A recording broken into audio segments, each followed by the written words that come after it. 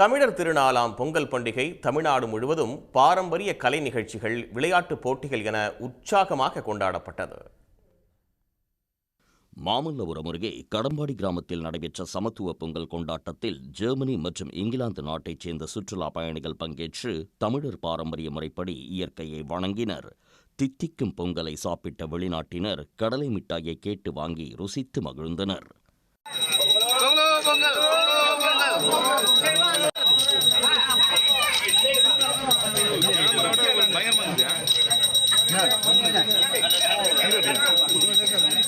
We came to see the Farmers Festival today. Happy Pongal, everyone. I think the ladies did a wonderful job cooking everything, and we really enjoyed getting involved. So thank you to everyone for having us, and we thought the food was excellent. We loved it. Dharmapuri காவல் நிலையத்தில் நடைபெற்ற பொங்கல் கொண்டாட்டத்தில் காவலர்கள் பாரம்பரிய உடை அணிந்து விளையாட்டுப் போட்டிகளில் பங்கேற்று மகிழ்ந்தனர். குறிப்பாக மாவட்ட காவல் கண்காணிப்பாளர் மகேஸ்வரனும் பிற காவலர்களும் மாட்டு வண்டியில் ஊர்வலம் சென்று மகிழ்ந்தனர். புதுச்சேரி காலாப்பட்டு மத்திய சிறையில் நடைபெற்ற பொங்கல் கொண்டாட்டத்தில் யோகா, சிலம்பம், உரியடி, வாத்து பிடித்தல் உள்ளிட்ட பல்வேறு போட்டிகளில் பங்கேற்று அசத்தினர். குறிப்பாக சிறை கைதிகள் கூடி நடனமாடியும் பொங்கல் குலவையிட்டும் கொண்டாடி மகிழ்ந்தனர்.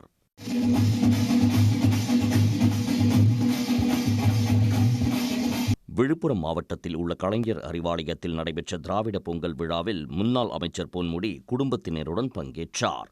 தொடர்ந்து இருந்திட்ட வளாகத்தில் உள்ள சிறுவர் பூங்காவில் கலை பண்பாட்டுத்துறை சார்பில் பாரம்பரிய கலை நிகழ்ச்சிகள் நடைபெற்றன.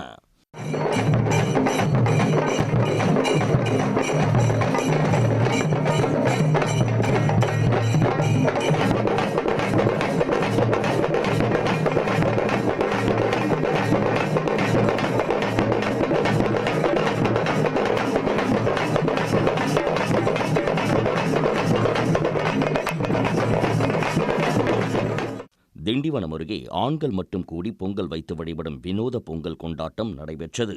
வெள்ளந்தாங்கி ஐயனார் கோயிலில் பொங்கலை படையலிட்டு விவசாயம் செழிக்க வேண்டி வழிபட்டனர். பொங்கலோ பொங்கலோ பொங்கலோ பொங்கலோ.